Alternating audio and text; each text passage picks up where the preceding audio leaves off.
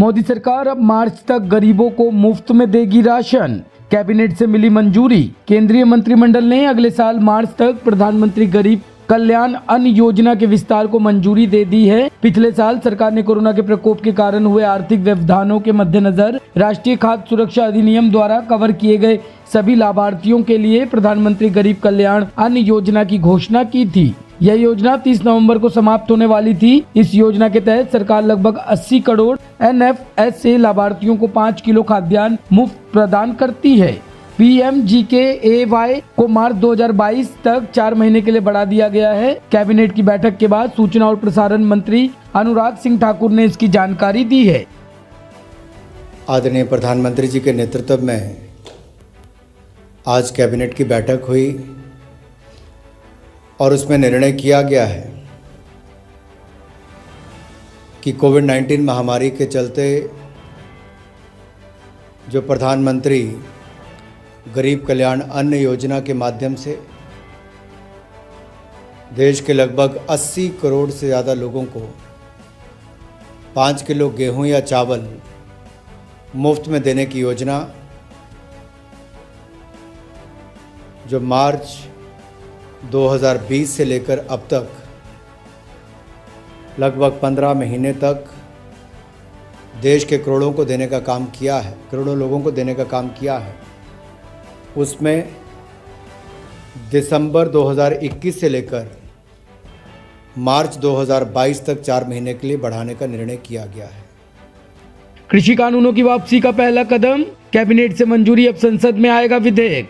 3 नए कृषि कानूनों की वापसी की संवैधानिक प्रक्रिया का पहला कदम सरकार ने आगे बढ़ा दिया है। आज मोदी सरकार की कैबिनेट ने इन कानूनों की वापसी वाले बिल को मंजूरी दे दी है और अब इसे संसद में पेश किया जाएगा। पीएम नरेंद्र मोदी ने बीते शुक्रवार को इन कानूनों का वापसी का ऐलान किया था। अब इस पर कैबिनेट की मोहर लगने के बाद बिल को संसद के शीत सत्र में पेश किया जाएगा। संसद का सत्र 29 नवंबर से शुरू हो रहा है और पहले ही दिन यह बिल पेश होने वाला है। हालांकि अब भी संयुक्त किसान मोर्चा से जुड़े 40 संगठन दिल्ली की सीमाओं पर डटे हुए हैं और उनका कहना है कि MSP समेत 6 मांगों के पूरा होने पर ही घर वापसी करेंगे। इस बीच किसान संगठनों ने ऐलान किया है कि 29 नवंबर को 60 ट्रैक्टरों के साथ 1000 किसान संसद की ओर कूच करेंगे। यही नहीं, 26 नवंबर को किसानों ने एक बार फिर से दिल्ली की सीमाओं पर आंदोलन का फैसला लिया है। सोनिया गांधी के लोकसभा क्षेत्र में कांग्रेस को बड़ा झटका। बीजेपी में शामिल हुई विधायक अदिति सिंह। सोनिया गांधी के संसदीय क्षेत्र रायबरेली में कांग्रेस को बड़ा झटका लगा है। यहां से कांग्रेस की बागी विधायक अदिति सिंह बीजेपी में शामिल हो गई है। उनके साथ BSP की वंदना सिंह ने भी भगवा पार्टी का दामन थाम लिया है। आपको बता दें कि मायावती वंदना को पार्टी से निकाल चुकी है। उत्तर प्रदेश विधानसभा चुनाव से पहले अदिति सिंह का कांग्रेस छोड़कर भारतीय जनता पार्टी में शामिल होना कांग्रेस के लिए बड़ा झटका साबित हो सकता है। दिल्ली में फिर बढ़ा प्रदूषण का स्तर। कई जगहों पर 400 के पार पहुंचा एयर क्वालिटी इंडेक्स। देश की राजधानी दिल्ली में हवा का प्रदूषण एक बार फिर से बढ़ने लगा है। मंगलवार को हल्की राहत के बाद आज फिर से अधिकतर जगहों पर प्रदूषण का स्तर बहुत खराब श्रेणी में पहुंच चुका है और कई जगहों पर तो प्रदूषण का स्तर गंभीर श्रेणी में दर्ज किया गया है। एयर क्वालिटी इंडेक्स अगर 301 से 400 के बीच हो तो हवा के प्रदूषण के स्तर को बहुत खराब माना जाता है और एयर क्वालिटी इंडेक्स अगर 400 से 500 के बीच हो तो प्रदूषण के स्तर को भी गंभीर माना जाता है।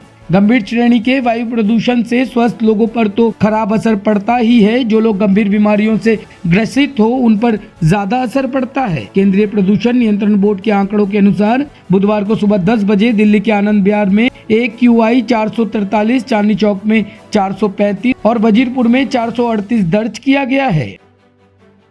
क्रिप्टो करेंसी पर लग सकता है बैन। संसद के शीतकालीन सत्र में बिल पेश करने जा रही है सरकार। संसद के शीतकालीन सत्र के लिए 26 विधेयक सूचीबद्ध किए गए हैं, जिसमें 3 कृषि कानूनों को निरस्त करने वाला और क्रिप्टो करेंसी से संबंधित विधेयक भी शामिल है। लोकसभा सचिवालय के बुलेटिन में जानकारी दी गई है। लोकसभा के बुलेटिन के अनुसार संसद के शीतकालीन सत्र के दौरान निचले सदन में पेश किए जाने वाले विधेयकों की सूची में क्रिप्टो करेंसी एवं आधिकारिक डिजिटल मुद्रा विनिमय विधेयक 2021 सूचीबद्ध है। इस विधेयक में भारतीय रिजर्व बैंक द्वारा जारी आधिकारिक डिजिटल मुद्रा के सृजन के लिए एक सहायक ढांचा सृजित करने की बात कही गई है।